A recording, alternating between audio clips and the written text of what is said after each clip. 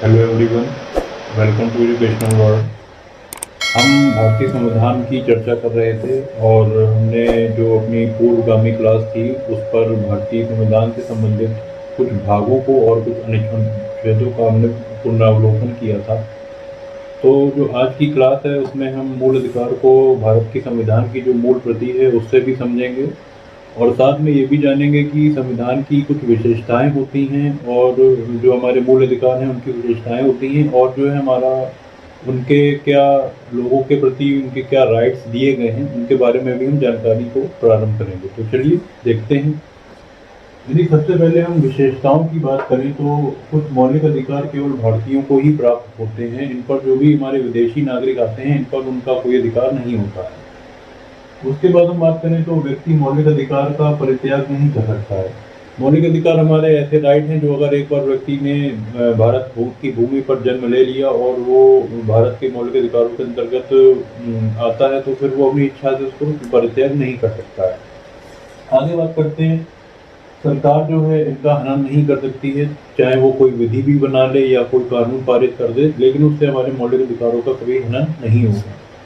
आगे बात करते हैं, रक्षा के लिए संवैधानिक व्यवस्था है। जैसे हम जानते हैं कि अनुच्छेद 32 में हमारी 4 तरीके की रिट दी गई हैं जो कि हमारे मौलिक अधिकारों को संरक्षण प्रदान करती हैं। आगे देख लेते हैं इनका महत्व क्या है। महत्व है कानून का शासन स्थापित करते हैं। कानून ही नहीं होगा तो शासन नहीं चल पाएगा, तो उसको व्यवस्थित क्रम में चलाने के लिए मौलिक अधिकारों का होना अति आवश्यक है। आगे देखते हैं धर्मनिरपेक्ष राज्य की स्थापना करते हैं। हमने जब भारतीय संविधान की प्रस्तावना देखी थी तो वहाँ पे हमें धर्मनिरपेक्ष राज्य भी देखा था। तो धर्मनिरपेक्ष राज्य यही होता है कि ऐसा धर्म जो जहाँ पर सभी को अपने अपने धर्मों का पालन करने का संपूर्ण अधिकार है और सरकार जो है कोई एक पर्टिकुलर धर्म को नहीं बना सकती, नहीं उसका कोई एक धर्म होगा। तो इसीलिए भारत जो है हमारा धर्मनिरपेक्ष राज्य है। आगे बात करते हैं दलित वर्गों के लिए पवित्र घोषणाएं हैं। मौलिक अधिकार में किसी भी वर्ग का शोषण नहीं हो, सभी लोग समान हो, समानता का अधिकार भी हमें उसमें देखने को मिलता है। तो वहाँ पे ये एक अहम भूमिका को निर्वहन करते हैं। आगे देखते हैं भारतीय लोकतंत्र का मूल आधार है। तो जैसा कि हम जानते हैं कि भारत का जो शासन है वो लोकतंत्रीय व्यवस्था पर पूर्णतः आधारित है। तो वहाँ पर भी मूल अधिकारों का एक बहुत बड़ा रूप होता है एक लोकतंत्र व्यवस्था को शांतिपूर्ण और सुचारू रूप से चलाने के लिए। अब मैं भारतीय संविधान की जो मूल प्रति है मेरे पास, उससे मैं आपको अनुच्छेदों के बारे में जल्दी आपको पढ़ाता जाता हूँ। तो सबसे पहले हम यदि बात करें भाग 3 में तो मूल अधिकार यहाँ पर दिए गए हैं जिसमें अनुच्छेद 12 में परिभाषा दी गई है। अनुच्छेद 13 में जो है मूल अधिकारों में असंगत या उनका अल्पीकरण करने वाली विधियाँ दी गई हैं। उसके बाद हम बात करते हैं अनुच्छेद 14 की जिसमें विधि के समक्ष समता का वर्णन किया गया है कि विधि जो है हमारी की समानता सभी के लिए समान रहेगी। अनुच्छेद 15 जो है हमारा धर्म, मूल वंश, जाति, लिंग या जन्म स्थान के आधार पर विभेद का प्रतिषेध करता है। उसके बाद जो हमारा अनुच्छेद 16 है, 16 में ये बताता है कि लोक नियोजन के विषय में अवसर की समानता है। उसके बाद हम बात करते हैं अनुच्छेद नंबर 17 की अस्पृश्यता का अंत है, यानी कि छुआछूत का अंत इसके द्वारा किया जाता है। अनुच्छेद 19 जो है वो स्वतंत्रता का अधिकार के अंतर्गत ही परिभाषित है, जिसमें हमारा जो भारतीय संविधान है उसमें अनुच्छेद 19 कहता है वाक स्वतंत्रता आदि विषयक कुछ अधिकारों का संरक्षण। उसके बाद हम बात करते हैं अनुच्छेद आपके 20 की, जहाँ पर अपराधों के लिए दोष सिद्धि के संबंध में संरक्षण प्रदान किया गया है। और अनुच्छेद 21 जो सूचक है वो है प्राण और देह स्वतंत्रता का संरक्षण की बात करता है। अनुच्छेद 22 में है कुछ दशाओं में गिरफ्तारी व निरोध का संरक्षण भी हमें दिया गया है इसमें, जिसको बोलते हैं प्रिवेंटिव डिटेंशन। और उसके बाद हम बात करते हैं जो हमारा अनुच्छेद नंबर 23 है जिसमें मानव के दुर्व्यवहार और बलात्श्रम का प्रतिषेध दिया गया है।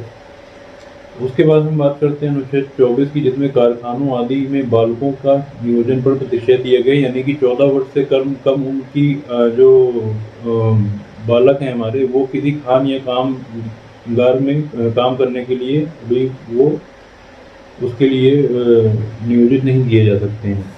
उसके बाद हम बात करते हैं अनुच्छेद नंबर 25 की जिसमें अंतःकरण की धर्म के अबाध रूप से मानने व आचरण के प्रचार करने की स्वतंत्रता में दी गई है। और अनुच्छेद 26 जो है वो धार्मिक कार्यों के प्रबंध की स्वतंत्रता करता है। अनुच्छेद 27 में दिया गया है कि किसी विशिष्ट धर्म की अभिवृद्धि के लिए करों के संदाय के बारे में स्वतंत्रता है। अनुच्छेद 28 है किसी शिक्षा संस्थाओं में धार्मिक शिक्षा या धार्मिक उपासना में उपस्थित होने के बारे में स्वतंत्रता दी गई है। अनुच्छेद 29 है अल्पसंख्यक वर्गों के संरक्षण दिया गया है हमें। और अनुच्छेद 30 जो है हमारा शिक्षा संस्थानों की स्थापना प्रशासन का अल्पसंख्यक वर्गों का अधिकार संबंधी हमें इसमें उपबंध मिल जाते हैं। और अनुच्छेद 31 जो है फिलहाल वो निरसित ही कर दिया गया है, तो उसको हम नहीं देखेंगे। आगे बात करते हैं कि अब इसी के ही कुछ का खा गा हैं, सब पार्ट हैं, तो उनको मैं समय का चूँकि अभाव है तो मैं सीधे अनुच्छेद 32 पर आता हूँ। इसमें हमें जो 32 में दिया गया है, इस भाग द्वारा प्रदत्त अधिकारों को प्रवर्तित कराने के लिए उपचार दिए गए हैं। और इसको जो है हमारा अनुच्छेद 32 है, इसको संविधान की आत्मा कहकर भी संबोधित किया जा सकता है। उसके बाद है हमारा अनुच्छेद नंबर 33, जिसमें इस भाग द्वारा प्रदत्त अधिकारों का बलों आदि में को लागू और रूपांतरण करने में संसद की शक्ति का वर्णन किया गया है। अनुच्छेद 34 हमारा बताता है जब किसी क्षेत्र में सेना विधि प्रवत है तो तब भाग द्वारा प्रदत्त अधिकारों पर निर्बंध करने का इसमें समायोजन दिया गया है।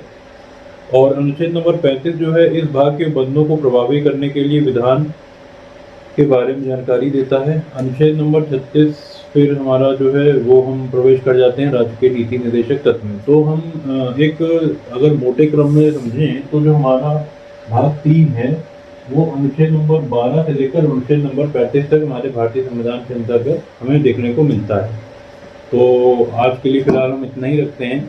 और एक दो लोगों ने मुझसे प्रश्न किया कि उनको भारतीय संविधान का मूल प्रति चाहिए थी, तो मैं आपको यही सजेस्ट करूंगा कि कोई भी आप ले लें, जैसे जय नारायण पांडे जी की आती है या फिर जय राम उपाध्याय जी की आती है, तो ये द्विभाषी संस्करण रहता है। यदि आप हिंदी माध्यम के छात्र हैं तो आप उससे हिंदी वाला भी पढ़ पाएंगे, और यदि आप अंग्रेजी माध्यम के छात्र हैं तो उसमें हमें अंग्रेजी में भी उसका संकलन मिल जाता है। तो दोनों ही ले लें, ऐसे ही ले लें द्विभाषी। तो आपको अगर कोई उसमें वर्ड कठिन लगेगा तो आप जो है उसमें अपना देख लेंगे, तो आपको और समझने में आसानी हो जाएगी। तो चलिए फिलहाल इतना ही, फिर मिलते हैं नेक्स्ट वीडियो में। बहुत बहुत शुक्रिया, धन्यवाद।